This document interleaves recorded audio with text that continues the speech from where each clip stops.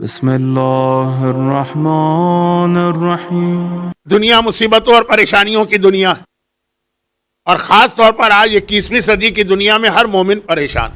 تو اس وقت ہمارا ایک بہت بڑا سہارا یہی دعا، یہی ہے کہ جو ہمیں ذرا سکون بھی عطا کرتی ہے۔ ہمارے مسئلے تو بعد میں حل ہوتے رہیں گے، لیکن مسئلہ حل ہونے سے پہلے ہے کہ آدمی پریشانی میں خود اتنا زیادہ ڈپریس نہ ہو جائے کہ جب مسئلہ حل ہو پتہ چلا اس سے پہلے یہ حضرت جو ہیں یا مر چکے ہیں یا پاگل ہو چکے ہیں۔ تو اس لیے اس دوران جب آپ کی پریشانی ہے اور اللہ کی طرف سے آپ کے لیے راحت آ رہی، اس دوران مومن کے لیے سب سے بڑا سہارا جو ہے وہ دعا۔ آج کی مجلس میں دو جملے ایسے آ رہے ہیں، ایک ابھی آ رہا ہے، شاید آدھی تقریر کے بعد آئے۔ میں نے آپ کو کچھ اندازہ ہو گیا ہوگا، جو لوگ مجھے سنتے ہیں، کہ بہت ساری بیماریوں کے مجموعے کا نام ہے صادق حسن، اور اس میں بہت ساری بیماریاں ایسی ہیں جو بالکل نیچرل، اس عمر میں جا کے آدمی کو یہ بیماری ہونا ہی چاہیے، لیکن اس کی وجہ سے بہت زیادہ مجھے ریسرچ کا موقع بھی ملتا ہے، اور جو ریسرچ میں نہیں کرنا چاہتا وہ مومنین زبردستی آ کے میرے کان میں ریسرچ پہنچا دیتے ہیں۔ یہ ان کی محبت۔ دنیا کے جس علاقے میں جاؤں مجمع میں کوئی نہ کوئی ڈاکٹر ہوتا ہے، وہ ضرور آ کے بعد میں اظہار تشویش کرتا ہے، اچھا مولانا یہ ہے تو اس کا یہ حل ہے تو یہ حل ہے، اور وہ اتنے مختلف حل ہوتے ہیں کہ اگر میں ان پہ عمل کرنے لگوں تو خود حل ہو کے رہ جاؤں۔ تو سنتا ہر ایک کی ہوں، اس کے بعد پھر اپنی بھی تحقیق کرتا ہوں۔ دو چیزیں آج ایسی کہ تقریباً تمام دنیا کے ڈاکٹرز کا متفقہ فیصلہ ہے۔ میں نے ایک لفظ کہا نا کہ ہر جگہ کے ڈاکٹر الگ بات بتاتے ہیں، لیکن یہ دو چیزیں ایسی ہیں کہ تقریباً سب کا اتفاق ہے، جن میں پہلی چیز ابھی آ رہی ہے، دوسری چیز فی الحال میرے ذہن میں ہے کہ آخر مجلس میں آئے گی۔ پہلی چیز یہ کہ تمام بیماریوں کی جڑ ہے ذہنی پریشانی یا ڈپریشن وغیرہ جو آدمی کو ہوتا ہے۔ یہ جتنی بھی جسمانی بیماریاں ہیں ان سب کی تحقیق کریں تو اس کی روٹ کاز یا اصل ہے کہ آدمی ذہنی طور پہ پریشان ہے۔ اس کے بعد پھر اس سے پھر یہ پریشانیاں، کوئی بلڈ پریشر، کوئی ڈائبٹک، کوئی یہ کوئی وہ، وقت نہیں ہے کہ میں اس جملے دوہرا کے آپ کے ٹائم کو ویسٹ کروں۔ تو خلاصہ یہ کہ دعا، جو سب سے بڑا دعا کا فائدہ ہے کہ آدمی کو ذہنی سکون یہ دعا عطا کرتی۔ یقیناً آپ کا جو بھی مسئلہ ہے وہ آگے چل کے حل ہوگا۔ اللہ ہے اور اس کی رحمت ہے اور بندوں پہ ماں سے زیادہ مہربان ہے، لیکن جتنے عرصے میں وہ حل آ رہا ہے اس عرصے میں آپ کو سکون پہنچانے والی چیز، اگرچہ یہ بھی آگے کے ایک مجلس میں بات آئے گی ذرا تھوڑی سی تفصیل کے ساتھ، لیکن مختصر سن لیجیے۔ الا بذکر اللہ تطمئن القلوب۔ قرآن نے ایک گولڈن فارمولا ہم کو عطا کیا ہے کہ یاد رکھو اللہ کی یاد تمہارے دلوں کو اطمینان بخشتی ہے۔ تو یہی دعا کیا ہے؟ یاد خدا۔ یاد خدا ان معنوں میں جو صحیح معنوں میں ہونا چاہیے کہ آدمی اپنے آپ کو خدا کے سامنے حقیر بندہ کہ سب کچھ وہاں سے حل ہوگا، تو یہ دعا ہے۔ لیکن اب وہ دعا کے حوالے سے ذرا زیادہ لمبی بات ہو گئی، جبکہ میرا اصل موضوع دعا نہیں، لیکن اس لیے میں نے کہا کہ جو اصل موضوع ہے کہ ایمان کے تقاضوں میں پریشانیوں کا سامنا کرنا، تو دعا ہی اس وقت آپ کا ایک سہارا بنے گی۔ اب دعا کے حوالے سے دو تین چھوٹی باتیں اس لیے سن لیجیے کہ جب میں حج پہ جاتا ہوں، جب میں عمرے پہ جاتا ہوں، جب میں زیارت پہ جاتا ہوں، ابھی بہت سارے مومنین زیارت پہ آلریڈی جا چکے ہیں، اور جو تھوڑے بہت جانے کا ارادہ رکھ رہے ہیں وہ آج کل میں چلے جائیں گے۔ تو وہاں پہ ایک مسئلہ یہ ہوتا ہے کہ خاص طور پہ جو لوگ کئی بار مثلاً کئی حج کر چکے ہوں، یا کئی بار عمرے کر چکے ہوں، یا کئی بار زیارت کر چکے ہوں، تو پھر ان کے پاس مسئلہ ہوتا ہے کہ وقت زیادہ ہوتا ہے۔ وہی گئے، انہوں نے دیکھا زری کی زیارت کی اور زیارت وارثہ امام کی پڑھی، 2 رکعت نماز پڑھی، اب کیا کریں؟ تو اس میں پھر کچھ دعائیں، کچھ اعمال وہاں کے بتائے جاتے ہیں جو ہر جگہ کے ہیں، وہاں زیادہ اہم ہے۔ اس اعتبار سے میں اس وقت 3 چھوٹی سی نمازیں بتا رہا ہوں۔ یہ اس لیے ہے کہ وہاں لوگ کمپلین کرتے ہیں کہ مولانا کیا کریں، اب وہ کچھ نہیں کر سکتے تو کیا کرتے ہیں؟ ہوٹل کی لابی میں بیٹھ کے غیبتیں کرتے ہیں۔ کچھ نہیں کر سکتے تو کیا کرتے ہیں؟ ہوٹل کی لابی میں بیٹھ کے پاکستان اور انڈیا کی سیاست پہ بحثیں کرتے ہیں۔ فضول وقت ضائع ہو رہا ہے، کیونکہ اور سمجھ میں نہیں آتا ہے کہ گئے وہاں مجمع بہت زیادہ ہے، بڑی مشکل سے دور سے زری کی زیارت کی، قریب جانے کی ہمت ہی نہیں ہے، تو باقی وقت کیسے گزارے؟ اسلام میں ایک نماز آئی ہے، نماز مغفرت والدین۔ اس کا کل ذکر ہو گیا تھا، اس لیے میں اس کی طرف تھوڑا سا اشارہ کر رہا ہوں، اور اس کا زیارت سے ایک تعلق بھی ہے۔ اس لیے کہ نماز مغفرت والدین کس چیز کا نام؟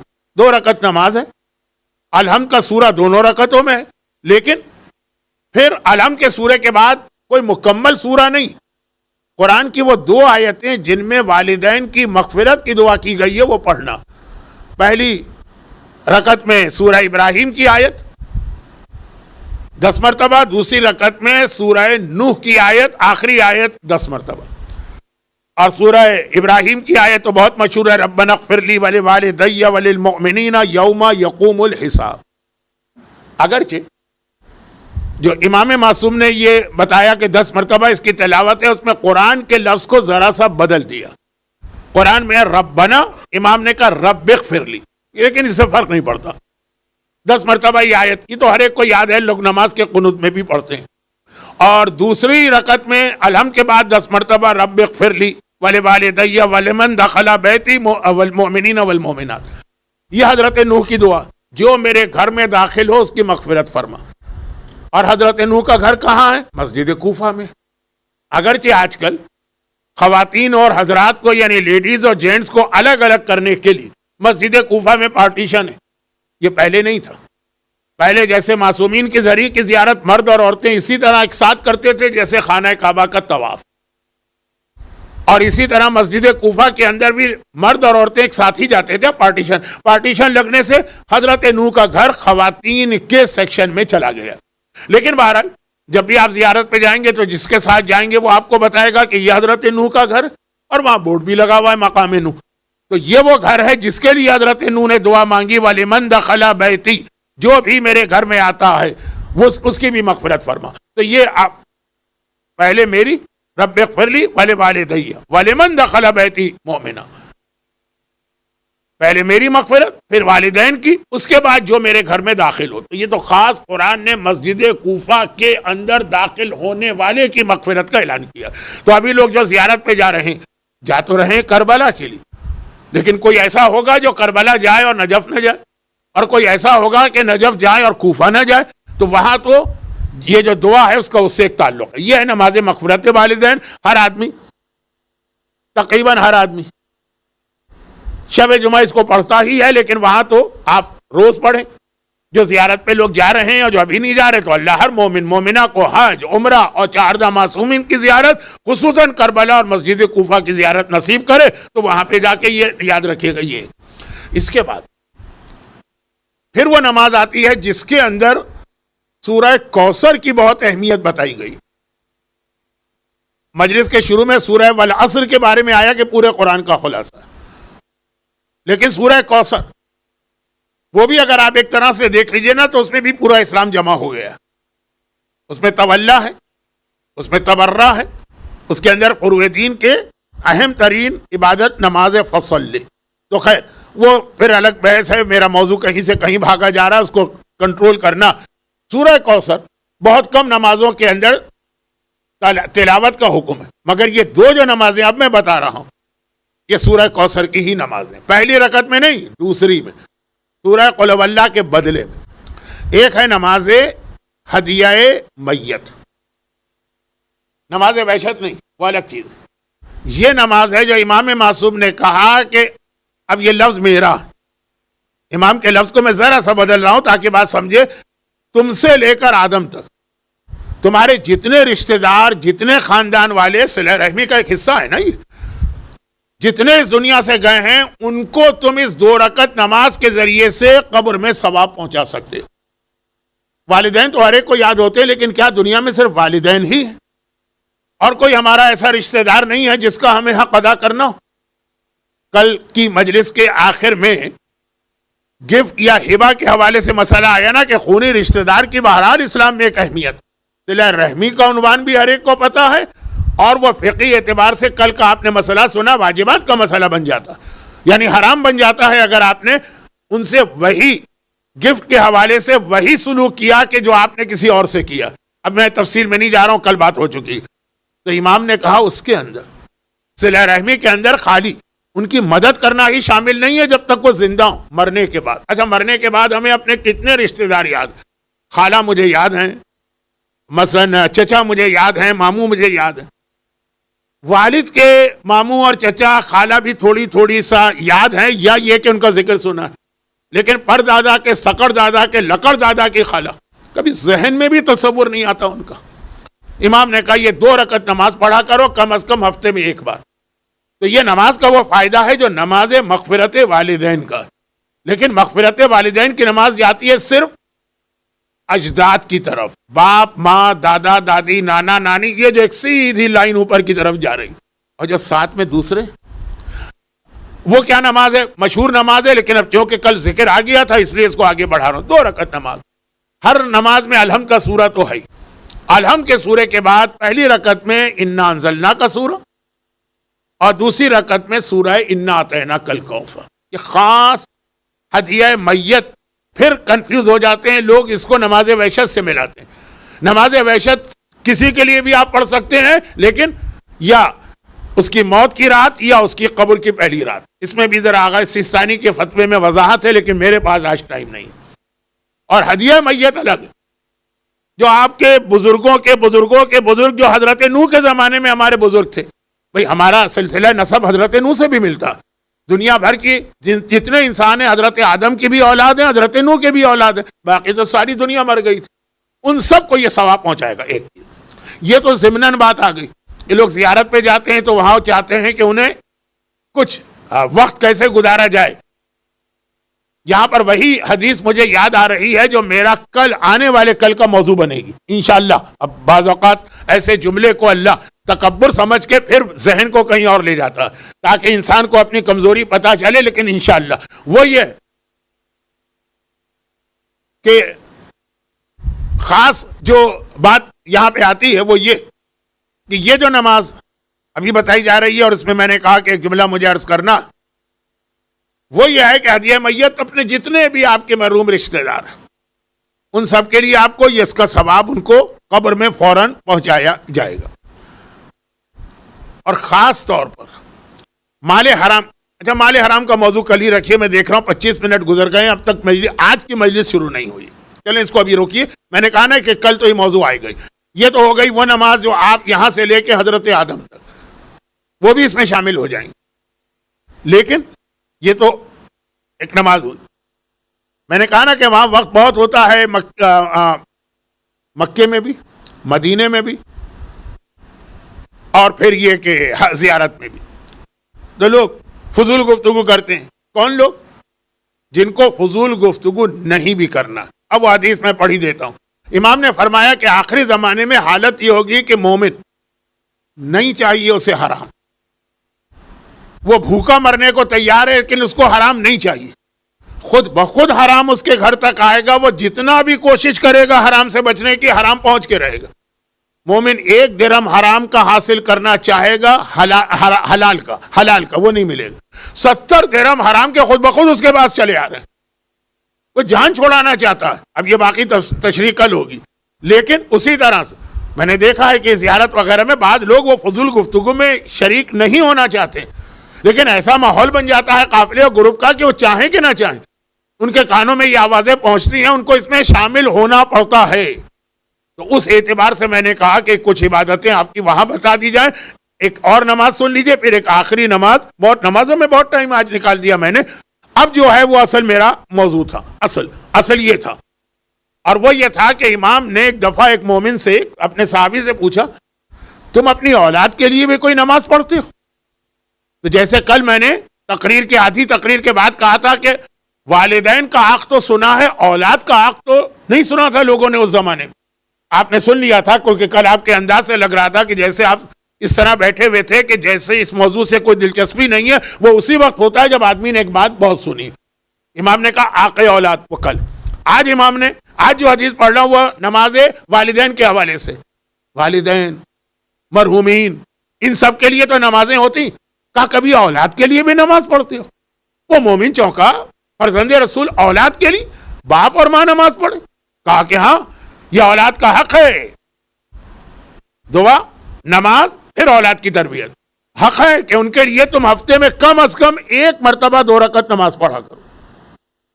اور زیارت میں اور عمرے میں اور حج میں تو آپ کے پاس بہت موقع ہوتا، اب میں ایک جملہ بہت آہستہ سے کہہ رہا ہوں کیونکہ مجھے اپنے آپ سے ڈر لگتا ہے کہ تفسیر میں چلا گیا تو پوری مجلس کہیں اور چلی جائے گی. یہ سنت نمازیں ہیں جو آپ چلتے پھرتے بھی پڑھ سکتے ہیں, آپ گاڑی میں ڈرائیو کرتے ہوئے بھی پڑھ سکتے ہیں. تو اور اسلام نے آسان کر دیا, لیکن تصور ہی نہیں ہے اولاد کے لیے بھی دعا کا. نہیں, اولاد کا ایک حق ہے کہ والدین بھی ان کے لیے نماز پڑھیں. ہمارے یہاں جو کافی عرصے سے ایک ون وے ٹریفک چلا رہا تھا کہ اولاد کو سارے حق ادا کرنا ہے والدین کے, والدین کی کوئی ذمہ داری نہیں.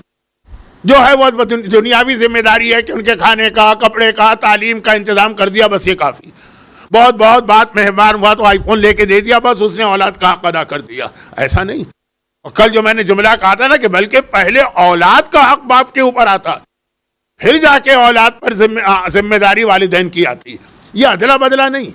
یعنی اگر کسی باپ اور ماں نے اپنی اولاد کا حق ادا نہیں کیا تو ان کی اولاد کو یہ کہنے کا حق نہیں کہ چونکہ انہوں نے حق ادا نہیں کیا میں بھی حق ادا نہیں کر رہا ہوں. دو الگ چیزیں. لیکن بہرحال پہلے ان کا حق, جو دعائے کمیل میں بھی کہ اے خدا بندہ, اے خدا اس دنیا میں آنے سے پہلے ہی تو نے میری تربیت کے لیے انتظام کر دیا, ماں کا, باپ کا.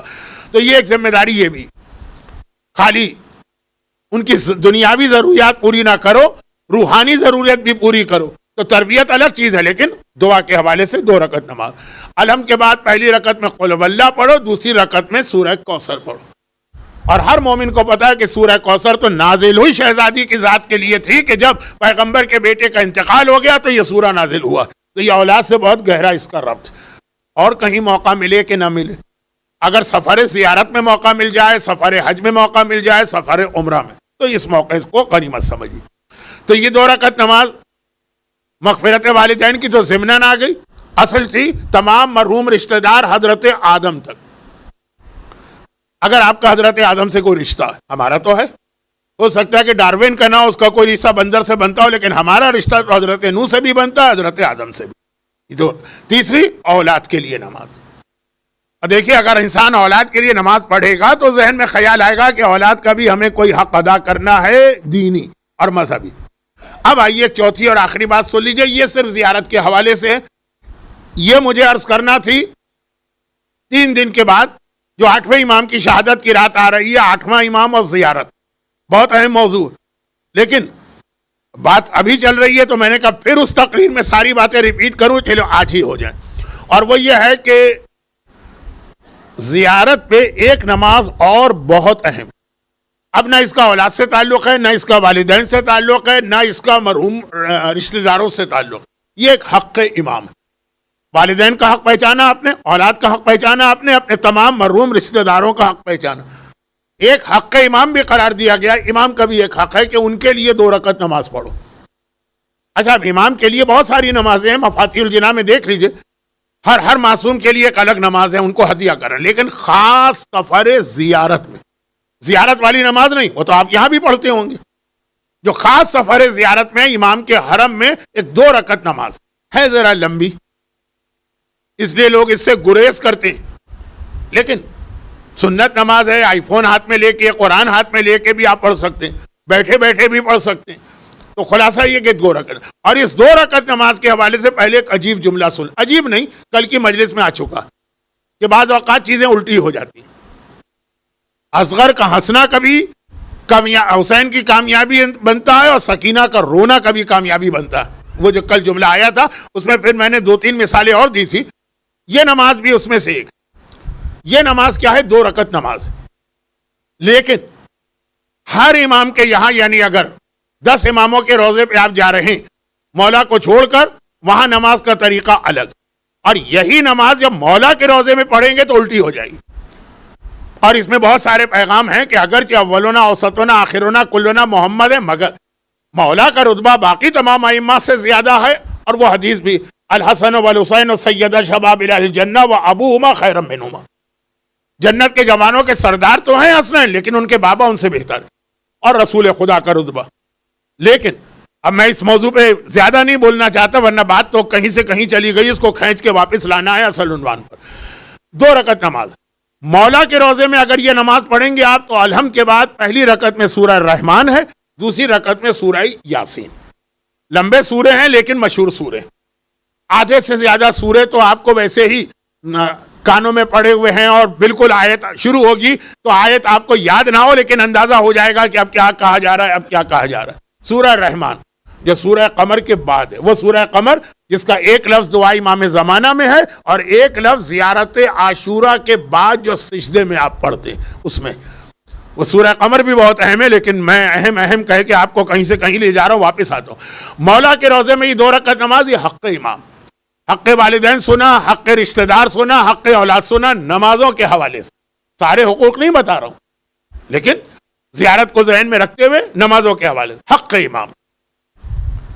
باقی جو 3 نمازیں آپ کو بتائی گئیں وہ ضرورت نہیں ہے کہ خالی کربلا نجف میں پڑھی جائیں، وہ شارجہ میں بھی پڑھی جائیں۔ یہ والی نماز روزے کی نماز جس امام کے حرم میں ہے، بہت کم لوگوں کو میں نے یہ نماز پڑھتے دیکھا، لیکن ہیں پڑھنے، یہ نماز پڑھنے والے ہیں۔ مولا کے روزے میں پڑھیں گے تو پہلی رکعت میں سورہ رحمان ہے، دوسرے میں یاسین، باقی 10 اماموں کے حرم میں پڑھیں گے یہ نماز الٹی ہو جائے گی، پہلی رکعت میں یاسین ہے اور دوسری میں سورہ رحمان۔ خیر ایک نماز بتانا تھی لیکن ساتھ میں یہ پیغام بھی دینا تھا کہ اس کے ذریعے بھی اسلام نے مولا کی اس فضیلت کو بیان کیا ہے جو باقی ائمہ پر بھی ان کو حاصل ہے کہ جائے کہ کسی عام انسان سے ان کا مقابلہ کیا جائے۔ یہاں پہ رک کے ایک آخری جملہ 2 دن کے 2 نہیں 1.5 دن، کل کی پوری مجلس، آج کی آدھی مجلس، ایک آخری جملہ کہہ کے اصل عنوان پہ آ جاتا ہوں، اور وہ یہ کہ اب یہ دعائیں آپ نے سنی اور یہ بھی آپ نے سنا کہ مومن کا ایمان اس وقت تک نامکمل ہے جب تک کہ وہ دعا کرنا نہ سیکھے، کیونکہ کچھ لوگ بعد میں آئے ہیں تو ایک جملہ ریپیٹ کر رہا ہوں کہ دعا نہ کرنے والے کو یہ سمجھا گیا ہے کہ وہ اپنے آپ کو اتنا ایروگینٹ یا گھمنڈی بنا رہا ہے کہ گویا اللہ کے سامنے کھڑا ہو گیا، یا اللہ میں تجھ سے کیوں مانگوں۔ شداد کا جملہ جب حضرت ہود بھی وہ نبی ہے نا کہ جن کے قبر کی زیارت ہمارے سارے زائرین کرتے ہیں، وادی السلام میں 2 ہی نبی تو دفن ہیں، حضرت صالح اور حضرت ہود۔ جب شداد سے جا کے کہا تھا ایمان لا، جہاں سے بات شروع ہوئی تھی کہ مومن خود ایمان لانے پہ اکتفا نہیں کرتا، دوسروں کو بھی پیغام دیتا، تو موسیٰ اور عیسیٰ کی شریعت میں چاہے یہ نہ ہو لیکن انبیاء کے لیے واجب تھا۔ گئے کہا کہ ایمان لا، کہا کیوں ایمان لاؤں، کیا ملے گا مجھے، کہا یہ ملے گا، جنت کی نعمتیں بتائیں جو قرآن میں بھی آئیں، کہا یہ ساری چیزیں ہی تو میں دنیا میں خود رکھتا ہوں، بھائی مجھے کیا ضرورت ہے اس کی وجہ سے ایمان لانے کی، کسی اور کے آگے جھکنے کی، کوئی ایسی چیز بتاؤ جو میرے پاس نہ ہو اور وہ مجھے دے۔ وہاں حضرت ہود نے تو جنت کو تذکرہ کیا تھا، کہا کہ اس میں کیا، پورے میرے پاس ہیں، دودھ و شہد کی نہر میں بہا سکتا ہوں، موتیوں کی محل میں بنا سکتا ہوں، سونے اور چاندی مشک و عنبر کی زمین میں بنا سکتا ہوں، بنا بھی دی۔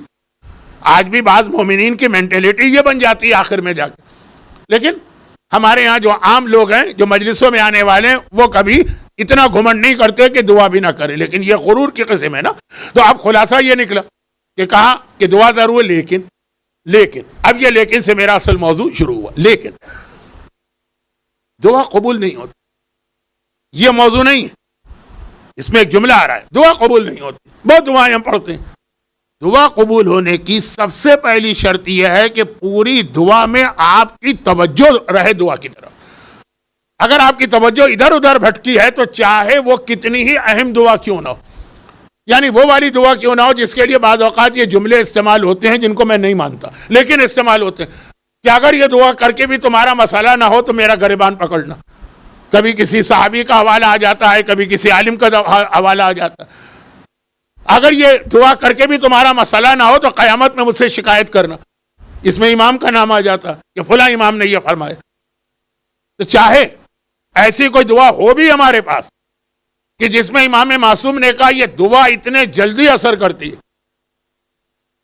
کہ اتنے جلدی تو زہر بھی اثر نہیں کرے گا، لیکن پھر بھی وہ دعا قبول نہیں ہوگی اگر ایک شرط پوری نہ ہو، کنسنٹریشن یا توجہ۔